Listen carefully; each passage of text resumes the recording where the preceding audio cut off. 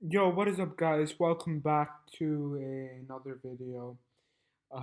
It's I don't want to jinx it, but this is arguably the most consistent in almost 3 to 4 months, or even more now that I think about it. That consistent amount of videos that we are uploading, either it be weekly or daily. And honestly, right now I'm enjoying doing these videos more than ever. So there might even be two, three, four videos a day at this rate. But of course, things will slow down a bit, maybe in the next 2 weeks. But they will still 100% be at least 3 to 4 videos a week minimum, in opposed to how it was before, when it was maybe one a video a week, and if I felt like it. But anyways, so in today's videos, we're gonna be talking a bit about Chelsea, and they're a club that, I mean, I watch a lot of football, so I watch almost every game in the Premier League, unless maybe it's the most boring ones. But Chelsea are a club that I thought, and as if you watch my Premier League predictions video, I thought, and I think a lot of people still think, should be in the top three or top two of the Premier League. And I thought they had enough to compete with Manchester City with the title. But it's not turning out that way for Frank Lampard, and they were supposed to be title contenders. So in today's video, I'm going to be talking about why they're struggling.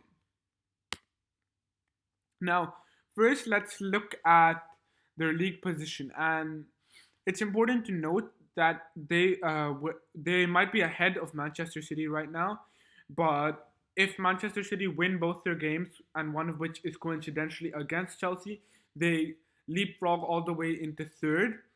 So it is important to just take that in mind while watching this video. Now, as for Chelsea, I mean, frankly speaking, they really should not be fifth. Not with 16 games played, no. They should be ahead of Leicester and Everton. I'm sorry, but if Leicester and Everton are able to be in the top four of the Premier League with the same amount of games as Chelsea, uh, it it really, it it's mind-boggling. And Frank Lampard, he's not doing a good enough job right now, frankly speaking. Chelsea are only 6 points ahead of Arsenal, and six is not a lot considering, and not in terms of when you think that Arsenal, right until last week, everybody was saying Arsenal are relegation contenders, and it was a dead claim. And they are on the same amount of points as Southampton. It's not good enough for Frank Lampard's side. Being fifth in the Premier League, it's not good enough. While they've been good in the Champions League, it's not been good enough. And here's why. The biggest problem for me is the big names are, quite frankly, flopping. Now, I admire and respect Timo Werner and Kai Havertz, but they were the two biggest, maybe if you apart from maybe Ziyech, but the two biggest, at least long-term wise, names that Chelsea have brought in for a very long time. Both were supposed to lead Chelsea into a new era under their club legend Frank Lampard. But honestly speaking, it's not been good enough. And the picture for Werner at least clearly epitomizes how poor he's been. Imagine Werner not scoring from what? What is that? 1 yard out, half a yard out. It's stupendous. And Havertz looks like he forgot how to play football, and it's a problem for Frank Lampard, man, because you it was, I think everybody knew they were gonna need time, and they did have that early season stumble. But after that, they picked up serious form. Before the Wolves defeat, Chelsea were picking up serious form, and everybody started, including myself, to be fair, started to think, here, hang on, maybe they are the contenders to the league that we thought they would be, and and there was good justification to think that, but not even the Wolves game, pardon me. Before, up till the Everton game, they had won. They had not lost a game until, let's find it. Let's find it. Until the 20th of September, all the way to almost mid December, they didn't lose a game.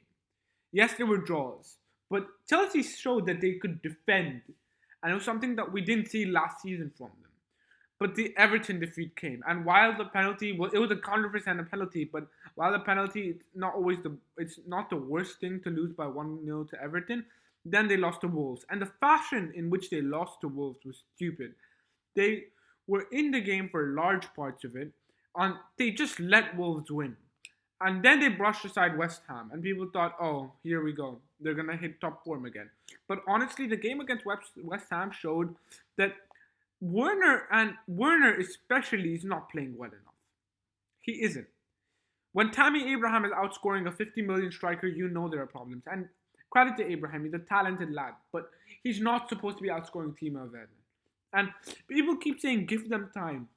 Okay, I will make this argument for Werner. I will give Werner time, and I think everyone will, because yes, he's not playing the best, but he still has, I believe, 10 goals already in all competitions, which is not poor. It's not excellent by any means. Don't get me wrong, but it's not exactly poor. But the fact is that Havertz is not gonna get any time, considering the saga that was there behind. Oh, Havertz leaving, Havertz not leaving. You swear he was prime Pele, the saga. And when you bought him, and including myself, people were hyped because he looked like almost a generational talent, Havertz, but he's not been up to it. He scored what, a hat trick against Barnsley or something in the EFL Cup or the FA Cup, but that's not enough for a talented player like Kai Havertz. And he scored a goal against uh, Southampton, if I'm not wrong, in the 3-3 draw. But that again shows a 3-3 draw for a club like Chelsea. It's not good enough. These big names are flopping. So what do they need to change now? For how much I've slated Havertz, you think that he and Werner should be dropped? Well, that's not true. Now there's a couple of problems, and with mainly their positioning. And I'll start with Werner because it's the obvious one. Now, Timo Werner is not a striker. Now, it's clear that he can drift inside, drift out wide even, and play as a winger, but he still comes back to the strike. Timo Werner is a striker. He's not a winger, if I said the opposite. But it's clear he can drift out wide, but he still likes to hog the central areas. When you play him as a winger, you're almost trying to make him Mane. And I know it worked with Mane. He was a striker who became a winger. But Mane played in the same league. Werner did not play in the same league.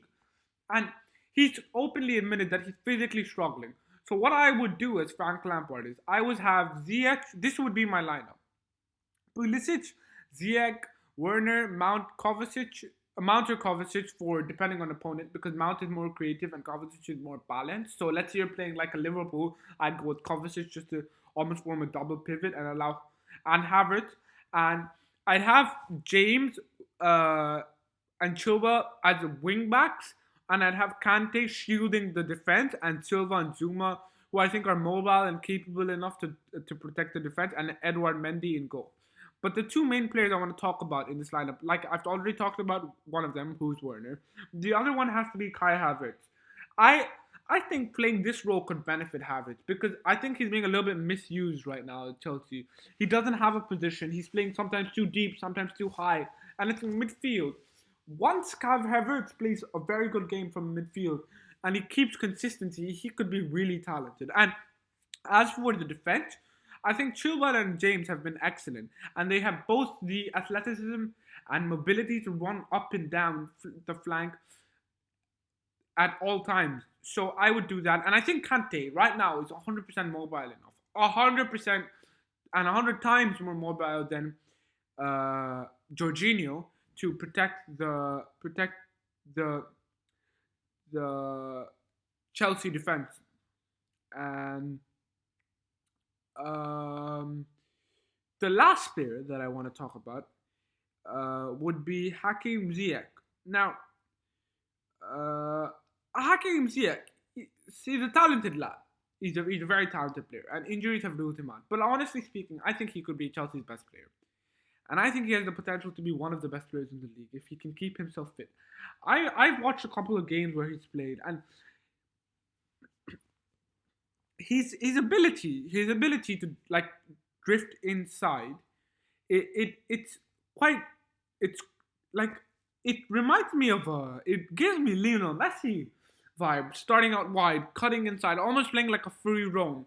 And it would allow Pulisic and Werner to play up top almost in a 4-3-1-2 if you had Ziyech tucked inside, which would also be helpful because James and Chilwell will be free enough to bomb forward. So I think this lineup could be very effective for Chelsea. And I know they've tried similar things or even this, but at times, but they've not had a consistent run where this has been their team. Because Ziyech has been out through injury. Pulisic has been in and out. Werner just recently didn't play against Villa from the start. Havertz didn't play. So I think this should be the play for Frank Lampard. And I think a lot of problems will solve as if Havertz and Werner just start getting in the goals and assists again. And I know it's easier said than done, but I do think this could be the play for Frank Lampard. So yeah, thank you guys for watching. I hope you enjoyed. I will catch you guys. I don't know, maybe I guess tomorrow.